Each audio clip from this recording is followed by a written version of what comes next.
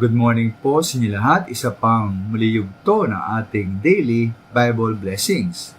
Pamagat po na ating aralin ngayong umaga ay kailangan pa rin nila si Kristo. Kailangan pa rin nila si Kristo. Ayon po si 2 Korinto 6:14, di ba dapat tayong bilang mga Kristiyano makipag-isa sa mga hindi ligtas, hindi mga tunay na Kristiyano? Dahil nga po hindi maaring magsama ang katwiran at ang kalikuan. Hindi po maaring magsama ang liwanag at ang kadiliman.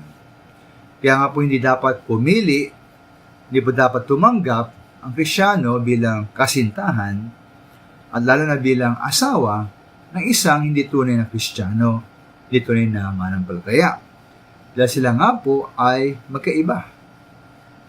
Ngayon po, maaring sabihin ng isang Kristiyano na ang kanya naman daw kasintahan o magiging asawa ay mabait, matulungin at may takot sa Diyos. Hindi pa't sapat na mga ito? Para po sa akin, ang maganda pong sagot sa tanong na ito ay nangyari po kay Cornelio sa Magawa Kapitulo 10 ng Biblia. Ngayon, sino po si Cornelio? Sino ba siya?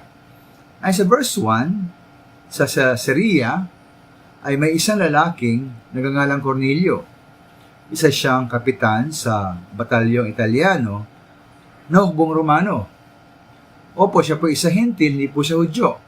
Ngunit siya po ay naibang hentil dahil, ay sa verse 2, siya isang debotong tao, siya at ang buo niyang pamilya ay sumasamba sa Diyos. Siya ay matulungin sa mga Hudyo at lagi nanalangin sa Diyos. Kaya po si Cornelio po ay isang hentil na may mga magandang katangian. Dahil po sa mga katangian ito, marindig niya pa po ang ibang mga Hudyo o pati mga Kristiyano.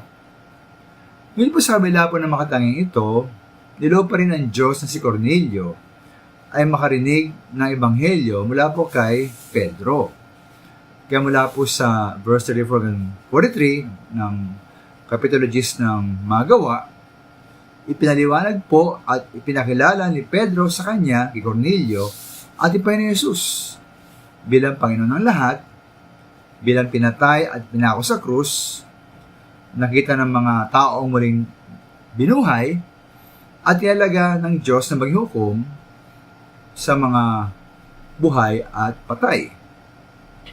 Na ang bawat sumasampalataya po sa ating Panginoon Jesus ay tatanggap ng kanyang kapatawaran. Kaya mga minamahal, totoo na ang sinumang mabait sa ating buhay ay bawa po siya po ay kapamilya, kamag-anak, kaibigan o kasintahan, kung siya mabait po, maganda po yun.